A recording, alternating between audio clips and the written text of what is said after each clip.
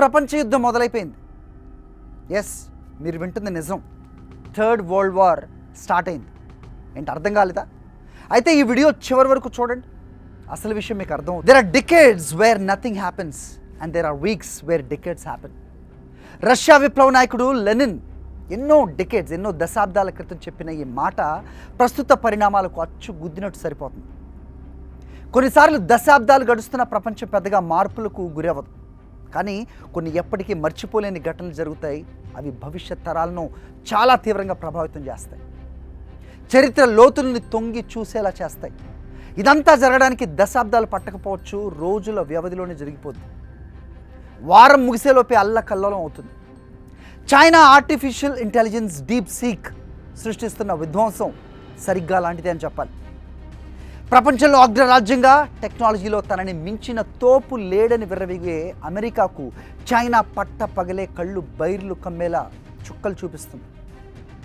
ఒక్క artificial intelligence tool అమెరికాతో పాటు దాని మిత్ర దేశాలను కూడా గజగజ వణికిస్తోంది. ఇది ప్రపంచంపై చైనా ఆధిపత్యానికి పడుతున్న ప్రధాన అడుగు. కానీ ఇది ఎక్కడికి దారితీస్తుందో అన్న భయం మాత్రం మిగతా చాలా దేశాలను వెంటాడుతోంది. ఇంతకీ ఈ డీప్ సీక్ ప్రకంపనలతో నెక్స్ట్ ఏం జరగబోతోంది? చైనా, అమెరికా ప్రపంచాన్ని ముంచేయనున్నాయి.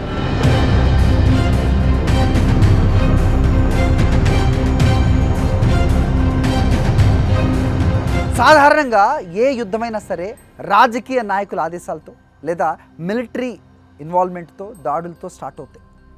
కానీ ఈసారి మాత్రం మిలిటరీ వార్ జరగట్లా. 21వ శతాబ్దంలో టెక్నాలజీ యుద్ధమే అస్సలు సిస్సలైన యుద్ధం. ప్రపంచంలో అమెరికా అగ్రరాజ్య హోదాను అనుభవించడానికి ఎన్నో కారణాలున్నాయి. అందులో ప్రైమరీగా చెప్పాల్సింది టెక్ కంపెనీల ఆధిపత్యం. CEO ఏ దేశం వాడైనా ఉండొచ్చు, కానీ కంపెనీ ఫౌండర్ మాత్రం అమెరికన్.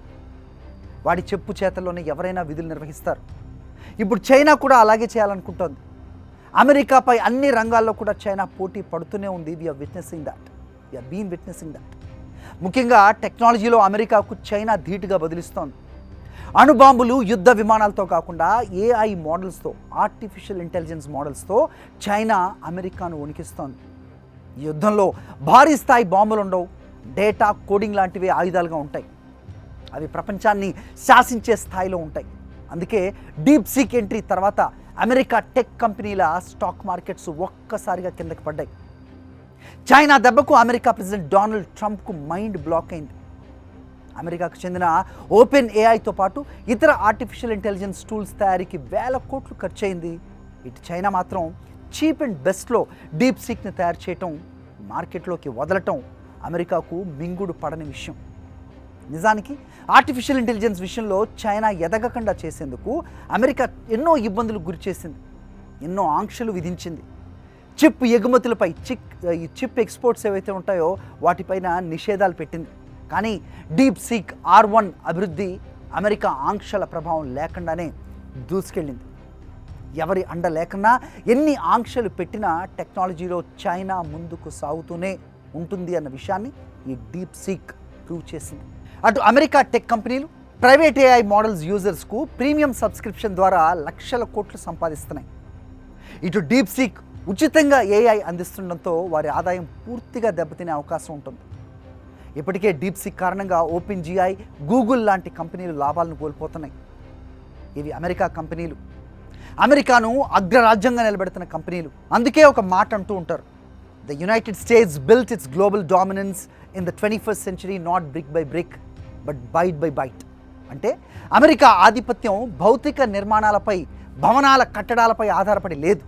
దానికి బదులుగా బైట్ బై బైట్ టెక్నాలజీ ద్వారా ప్రపంచంపై అమెరికా గట్టి పట్టు సాధించింది.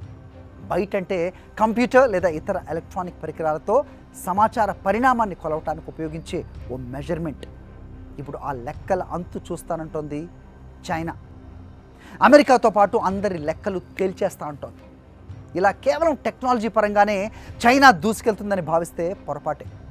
అటు మిలిటరీ రంగంలో కూడా చైనా కొత్త సంచలనాలు సృష్టిస్తోంది. ఇప్పటికే 6th Gen యుద్ధ విమానాల పరీక్షలను చైనా పూర్తి చేయటం ప్రకంపనలు రేపుతోంది. అటు అమెరికా ఇవే తరహా యుద్ధ విమానాలు పరీక్షించడానికి 2030 వరకు సిద్ధంగా లేదు. అటు స్పేస్లోనూ చైనాదే డామినేషన్. చంద్రగ్రహణం పైన కూడా డ్రాగనే అందరికంటే ముందుంది. ఇన్ని విషయాల్లో చైనా ముందుంటే అమెరికా చూస్తూ ఊరుకుంటుందా? అందులో అధ్యక్షుడిగా ట్రంప్ ఉన్నారు. ఆయనకు చైనా అంటే అస్సలు పడదు, పరమ చిరాకు. చైనా పేరు ఎత్తితేనే వెర్రెత్తిపోతారు. అంతటితో ఆగరు, మళ్ళీ చైనాపై వాణిజ్య యుద్ధానికి దిగుతారు. అలా జరిగితే మొత్తం ప్రపంచ ఆర్థిక వ్యవస్థ నాశనం కావచ్చు. చైనా, అమెరికా ఇప్పటికే సైబర్ స్పైయింగ్, అలాగే డేటా చోరీ లాంటి విషయాల్లో ఒకదానిపై మరొకటి ఆరోపణలు చేసుకుంటున్నాయి. ఈ డీప్ సీక్ ఊపులో ఈ డేటా యుద్ధం మరింత తీవ్రమయ్యే ప్రమాదం ఉంది. అటు డీప్ సీక్ లాంటి ఏఐ మోడల్స్ను మిలిటరీ ఉద్దేశాల కోసం వినియోగిస్తే అది మరింత ప్రమాదం. ఇలా ఆటోమేటెడ్ డ్రోన్లు, సైబర్ యుద్ధ వ్యూహాలు, మిలిటరీ, ఏఐ ఇవన్నీ భవిష్యత్తులో ప్రత్యక్షంగా మూడో ప్రపంచ యుద్ధానికి దారితీయచ్చు. ఇప్పుడు అర్థమైందా third world war title card ఎలా పడిందో? ఈ టైటిల్ కార్డ్ వేసింది చైనాయే, కానీ ఎండ్ కార్డ్ ఎవరేస్తారు? వేయటానికి ఎవరైనా మిగిలి ఉంటారా లేదా? మీరే చెప్పండి. మీ అభిప్రాయాన్ని కామెంట్ చేయండి. I'll be waiting to watch it. Thank you for watching.